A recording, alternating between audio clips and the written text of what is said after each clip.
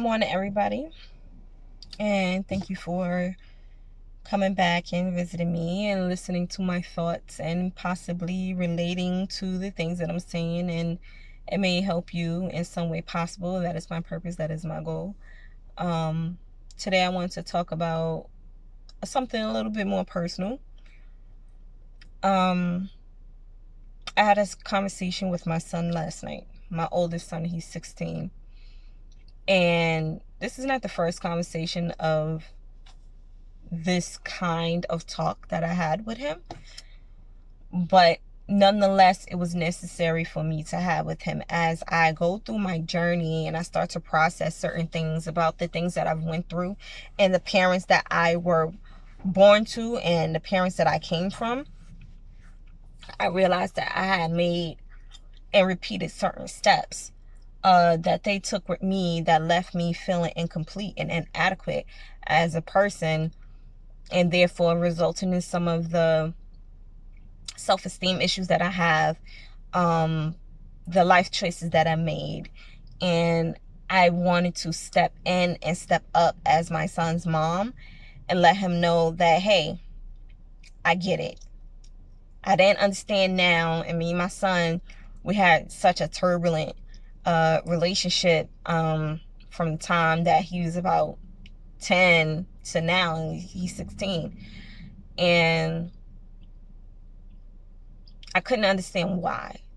And I knew that there was something inside of him that he was keeping from me, emotional wise, mentally wise, and he would not let me in. And I couldn't figure it out. And it was because at that time point, I was actually thinking and coming from a point of defensiveness. I was defending myself like, hey, my son is hurting my feelings because I'm his mom. You know, his father, his biological father, has not consistently been in his life since he was 4 years old. You know, so I'm like, I'm mom. I've been here. I've been raising you. I've been the rock. I've been the anchor. And I had to realize that it was all about perspective. The way I seen our relationship was not the way he perceived our relationship to be. And last night I accepted that. So I called him into my room and I explained to him that I wanted to talk to him. And I apologized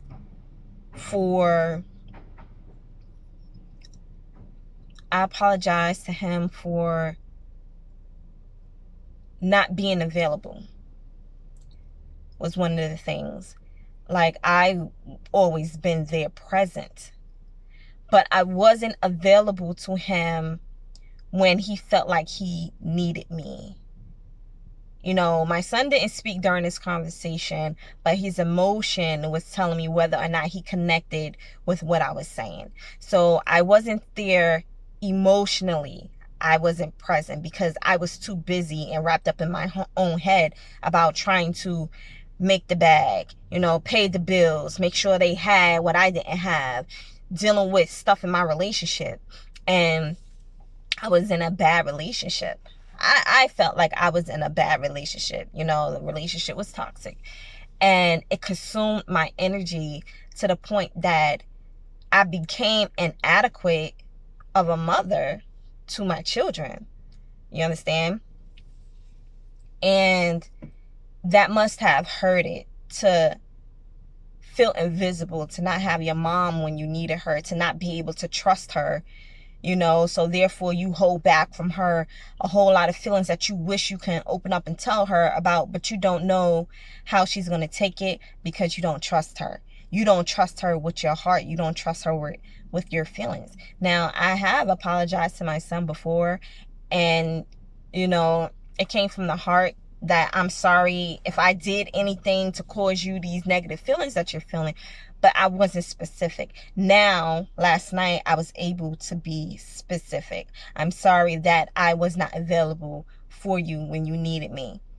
But I promise you moving forward that because I'm working on myself, I can be a better mom from this point forward. Because I don't want you to carry around the emotional baggage that I put in your lap because of the things that I could not deal with within myself. You understand? I also apologize for not listening. You know, me and my son would talk, but all I heard was him trying to be manipulative. I felt victim. I felt like the victim, because I'm like, I give you chances, and you're just treating me like all the other men in my life. I didn't personally say this to him, but that's how I felt. Like, stop giving me excuses on why you don't follow my rules. You're being disrespectful. Stop giving me excuses about you going to do something, but then you fail to fulfill that promise. I was placing way too much weight and responsibility on my son, who I now understand that I kind of stifled. I'm sitting it. I didn't kind of. I did. I stifled his childhood development because I subjected him to my life, the things that I was going through, and he's seen it all. Not only did he not have his dad, and he feels, he may feel rejection from it. I can't speak for him, but I can speak on my perspective of being his mom. My son does not feel like he's good enough. So therefore, the way he moves is he's going to be around certain people who's going to make him feel accepted, who's going to make him feel good about himself. You understand? Even if, in my opinion, they may not be the best people to hang around, And this is not personal jabs. It's just talking general. I may not agree with, his friends or whoever he decides to spend his time with. But I'm learning to let go so he can grow.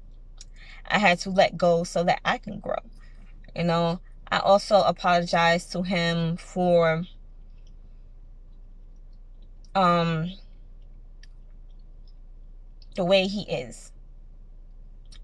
Because Iyanla, I said Iyanla last time, Iyanla said that a mother, right? A man is who a mother makes him to be. That's deep. That was deep for me, and it hit home. I was blaming his dad. Like, yo, you left him, and now you leaving my son with holes in his heart and shit. Like, what's up? Step up, be a man. You said you wasn't gonna do this. And it's the mother who is the first teacher in a child's life. It's the mother who nurtures that child. It's the mother. Now, with a man child, it's a little bit different, because the mother nurtures the child and he grows. It's the father's responsibility to take that boy and bring him into manhood. You understand? A woman cannot do that. A woman cannot be daddy. I don't care how many times these ladies, y'all want to lie to yourselves. Oh, I'm mommy and daddy. No, you're just mommy. If a woman was meant to be daddy, then a woman would be able to procreate on her own, and we cannot. Father's Day used to come around. I used to be like, yeah, happy Father's Day to me too. No, that's egotistical. You want props for being the only parent. Yeah, you get props, but as the mom, not as the dad. You can't show your son how to piss standing up. You understand what I'm saying? You can't do that. You can't give your son a perspective on how to treat women from a man's point of view. You can only teach your son how to treat women from a woman's point of view. You feel me? So, whatever male influence is in your son's life, as being a single mom because his dad is not there, watch that. Try to cultivate the good ones, because a boy growing into a man needs a man to bring him into manhood. All right?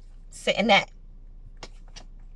So when I apologized to him and I explained to him that it was my responsibility to create him, to turn him into what he could be. Not what I want him to be, but what he could be. Okay? So a man is going to give to a woman his sperm. What's in his sperm? What's in his semen? His DNA, his character traits, his instructions on what kind of person this soon-to-be person should grow into. A woman then meets and matches that same exact energy with her DNA. You understand? With traits and instructions, characteristic traits on what this person ought to be. Okay? Certain things is undeniable. If a child is not raised by the biological parents, best believe some traits and characteristics is still going to come out. You understand? And the unbiological parents may say, I don't know where he got that from, or I don't know why she's acting like that. You will never know because you're not the biological parents. If you see characteristic traits in your child that you love from infancy, or a foster kid or adoptive kid, that you don't recognize because you didn't teach them that, either through action or through by word of mouth, it's because it was already in them. It was already in their DNA to be the person who is emerging out. Okay? That's the first part. Your DNA is already created. Your characteristic traits and stuff like that is already put into you. Now, growing in the womb, right? There is a bond so strong, and it's between mother and child. Okay? It's between mother and child. A woman has the power to create life, grow it within her. The first sounds that a baby hears is not the outside noise, but the heartbeat of its mother. So for you to not make yourself available to a child once it leaves your body, outside the fact that there's certain circumstances like adoption and whatever reason you couldn't raise your child. But if you're raising your child, it is your responsibility to be a mother, to nurture your child and be there for them. And it's more than just showing up. You can't just show up. You have to put your whole spirit and your mind into being a mother. You have to nurture not just the body, but the spirit. Because then if the child does not get what it needs from his mother, guess what? He's going to grow up, she's going to grow up to feel like there's a voice. There's something missing. What part of me is not good enough? And it creates low self-esteem. I'm living that. I've actually gone through that myself, and I didn't realize that what I did not get from my mom was affecting my life as an adult so much. I didn't realize it. That's the beautiful thing about going on your journey, self-discovery, self-love, spiritually awakening yourself, aligning everything within you to become one. Like, it's a beautiful thing, because now you get to see what you did not want to see before. You will start to feel things that you was always pushing down inside of you, and you was choosing to ignore. My son and my daughter, my sons and my daughters deserve more of me, and I can't erase what happened in the past, but I can take accountability of my mistakes. It wasn't done intentionally. I didn't even know I was doing it. I thought I was a good mom. Couldn't nobody tell me I wasn't a good mom. Shit. I bent over backwards, sideways. I could have been in the circus the way I was acting for my children. I will always be their hardest advocate. But when it came time to protect them from the number one person who was close to them, I couldn't do that because I didn't know how. I didn't know how to protect them from me. I couldn't even protect me from me. You understand? Like, I needed to heal myself. The child within me that was broken, that had to grow up and become broken again, I had to heal her. And I'm understanding her more. And I'm trying to secure her, to love her, because that's me. You understand? So, although my son did not say anything, the connection that we had was real because I felt it. And it was something that I didn't feel in such a very, very long time. Like, only the people who are really close to me knows how much I really love my kids and the things that I put them through. I wish I could take it back. But it wasn't intentional. It was just life choices. It was just life choices. And I had to communicate that with my children. If you're not communicating with your kids what you go through, then they're going to have to interpret it on their own. And it could be so wrong. It could be so wrong. So you have to communicate with your children. Let them know what you've been through so that they can understand a little bit more.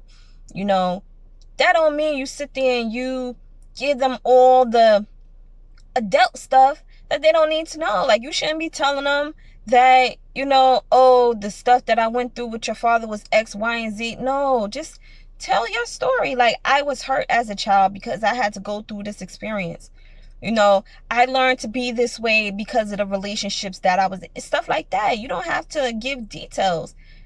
The one thing that people don't realize is that when they start telling their story to anybody, especially their children, they start giving details. They start to give emotional baggage and they put it out there. Like, for example, I don't like your father. You know, he's a bad dad. He don't take care of you. He treated me so wrong. You're filtering your negativity through your child. And because your child did not fully get the opportunity to know who his father is, he's already got it in his mind that he's the bad person. That's not fair to your child. What you and that man went through don't have nothing to do with your child. It doesn't. And if I'm talking to the fellas, what you and the mother of your child is going through, went through, or about to go through, keep in mind it has nothing to do with your child. That's what we forget as adults, is to protect the child. We forget to protect the child. Let me tell you something. My son is my father. A lot of you not going to understand that. My daughter is my mother.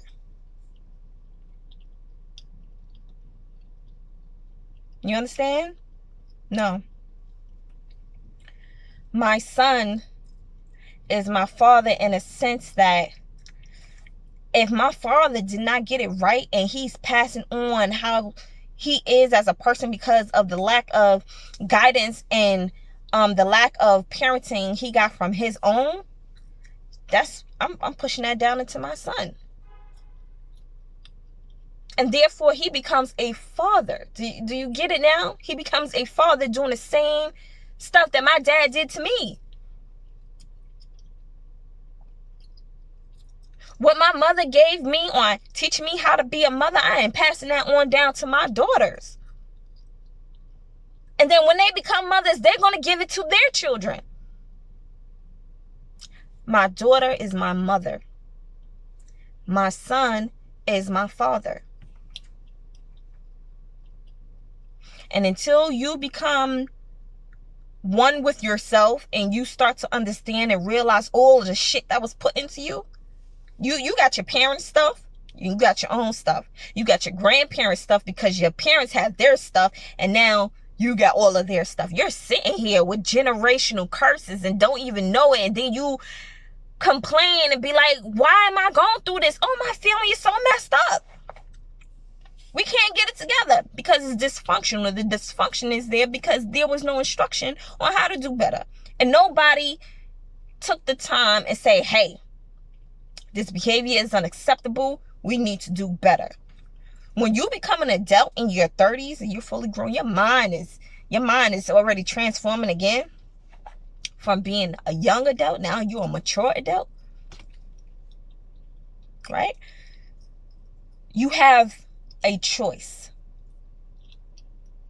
of self-discovery if you have not already embarked on that path. So I'm telling y'all right now, if you listening to this, because like I said, I don't make videos for no reason. My purpose is to spread a message through my experiences. And I'm telling you, self-care is a key to unlock a lot of the things you don't understand. And it gives you freedom. It gives you permission to breathe and be you, to let go of childhood trauma. But you first need to understand it. A lot of people don't know their mother's story. They don't know their father's story. Go talk to your parents. Mom, let me ask you a question because I'm trying to figure myself out. I need to know, what have you been through? How did that make you feel? Light bulb moment. Oh, so you got what you gave me. Your mom didn't listen to you. And I felt like you didn't listen to me. Your mom left for long periods of time, and when she came back, she didn't even bother to check in and make sure you was okay. Your mom neglected you. In a way, you neglected me too. You was there, but you wasn't there. Same thing with your father. Dad, tell me your story, because I'm trying to figure out who I am, and I can't do that without first learning my history. Tell me who you are. Tell me how grandpa was with you. Tell me if you know how his father was with him. Yo, yeah. Stuff goes back generations. It ain't nothing new with you. It's nothing new with you. And if you didn't get it from childhood, then you definitely learned it growing up. Again, I'm talking to the people who need to hear this message. If you got your life together and you're just watching a video, thank you. You know, this message may need to be filtered through you to someone else. But there is power in knowing who you are. And until you know who you are, you will forever be lost. And you will feel lost, and you will feel alone. And you will feel helpless, and you will feel like nobody understands. And they may understand. It's you who needs to understand. My father tells me, or told me all the time, it all begins and ends with you. You was born into this life. It's your life to live. It's your story to tell. And then when it's all said and done, you should be happy with the way you created all of this. So that when you move on, you can be at peace. But if you're not happy with yourself, if you're not happy about how your life is shaping up, change it. Change it. Knowledge plus action equals what? Equals power. You can be empowered to take control of your life and turn it into something you need it to be. So I'm about to get off. You understand? But my main message was to understand your children and to be better parents. You have to first understand yourself. Understand what's wrong with you so you can know what you did wrong to your child. Because you may not know. Children see everything and they feel everything. You understand? So stop sleeping on the job, guys. After viewing this and you make no change, you're sleeping on the job because you're not ready. So don't expect your child to be ready to allow you to take on a position that you were not ready for in the first place. So if nobody told you today, let me tell you. I love you and you matter so much. You just don't know it. and everything will be fine. But you have to believe that in here. Okay? So until next time, my name is Letitia Shemaya, and my purpose is to bring you messages that I feel I need to say from the divine and higher power. And I give you my testimonies because I've been through some stuff, and I'm only speaking on what I've been through. Blessings, kings and queens. Start a new day with positivity.